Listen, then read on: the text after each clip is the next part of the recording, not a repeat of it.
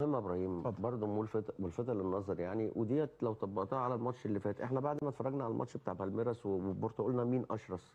بالميراس. مين اقوى؟ مين راح للجون؟ مين ده اكتر؟ بالميراس. وفي الاخر الماتش خلص كام؟ 0-0. 0-0. بالميراس ارقامه في الدوري البرازيلي ان هو لعب 11 ماتش جاب 12 جول، ودوت اكبر دليل ان هو ما بيسجلوش كتير، بس بيضيع كتير قوي، بيضيع كتير جدا. حلو. ما هو ده اللي ظهر، الماتش اللي فات.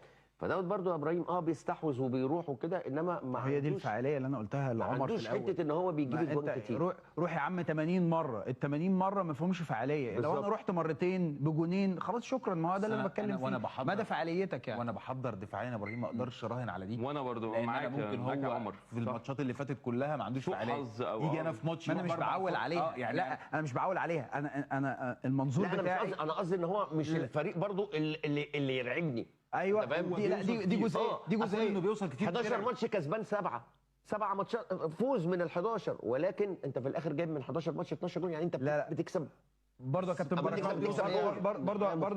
يا كابتن مش هي دي وجهه النظر برضه انا عايز اوصل لها ان انت فعاليتك لازم تبقى قويه جدا، ما تتعاملش مع الفرص بنفس الطريقه اللي انت اتعاملت بيها مع انتر ميامي. انا محتاج النص فرصه اركز فيها. طبعا لو انت بتتكلم على عدد محاولات، هو فرصه اعلى طالما هو عدد محاولاته اعلى. طبعا بالظبط. انا لو انا بتعامل وفقا للمعطيات والامكانيات بتاعتي، لما يبقى عندي محاولتين اعتني بيهم، الفرصه عزيزه في ماتش زي ده، الفرصه عزيزه بالظبط كده. ده اللي انا عايز اقوله. طالما انت متخيل ان شبكه اتلتيك قالت على عنوان الشوط الاولاني، قالت على ميسي ان يشكر استاري ان الماتش الشوط الاولاني ده خلص 3-0.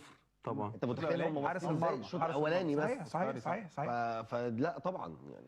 طيب ده شيء عظيم جدا، ودي قعده حلوه وكلام جميل والله، وانا انبسطت جدا جدا، وان شاء الله باذن الله نتقابل ان شاء الله باذن الله بكره وبعده ونبقى مع بعض ان شاء الله باذن الله.